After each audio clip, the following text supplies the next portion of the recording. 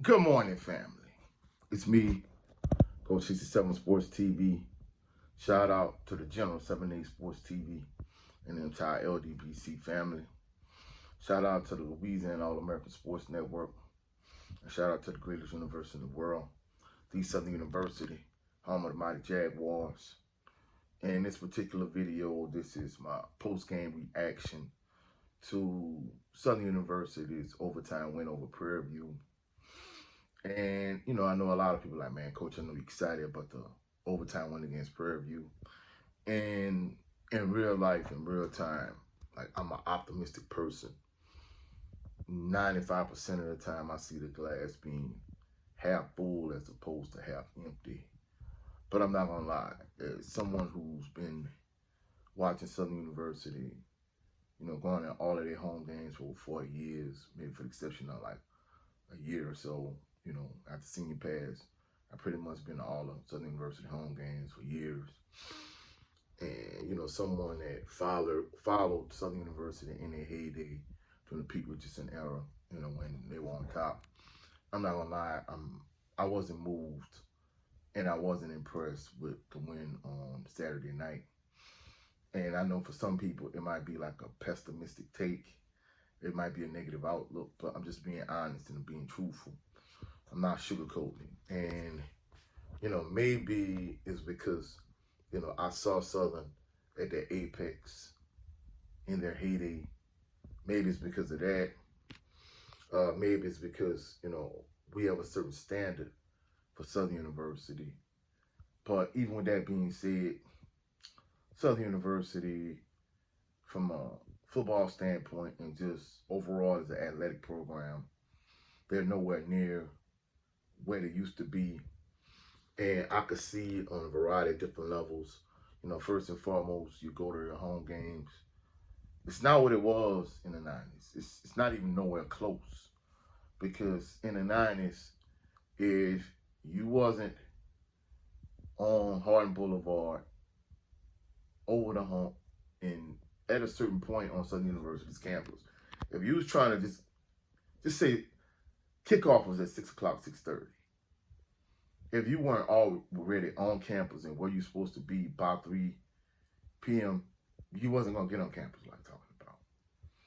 You were going to have to do like one of my uncles did one year. He came to a game and I told him, hey, you can't work until you normally work. You have to, stop working at about lunchtime and then come to the game. If you wait till about 3 o'clock, you won't get on campus. Of course, he didn't get on campus. And he had to park on Scenic Highway, and someone busted the window out of his vehicle.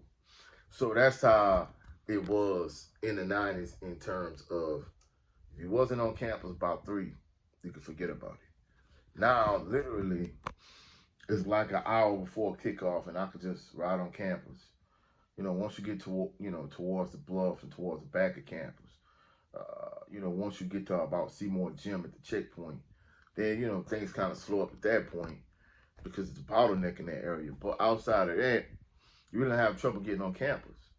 And if you look at the stands, it's nowhere near full the way it used to be in the 90s. So at the end of the day, I wasn't moved by the win. I wasn't impressed. To me, there's no way you should have won the overtime, and you should have won even though it was a home game for Prairie View. There's no way you should have had to go into overtime to beat Prairie View. And there's no disrespect to Prairie View, but I'm truthfully speaking, Southern is not where they used to be, and there's no two ways about it.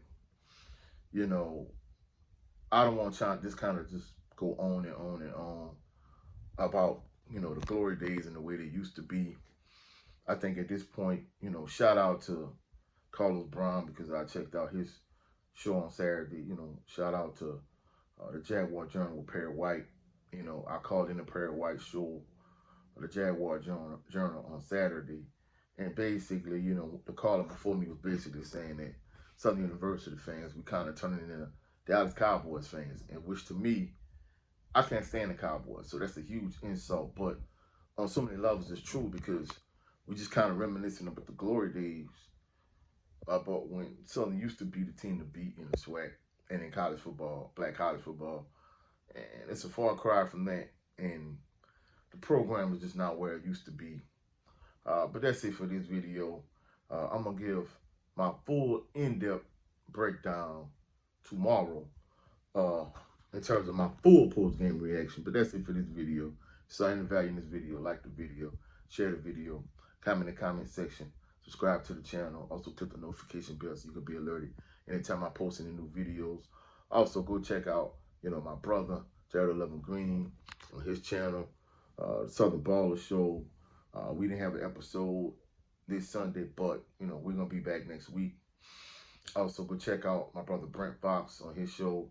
It's a show called It's Just Me starring Brent Fox.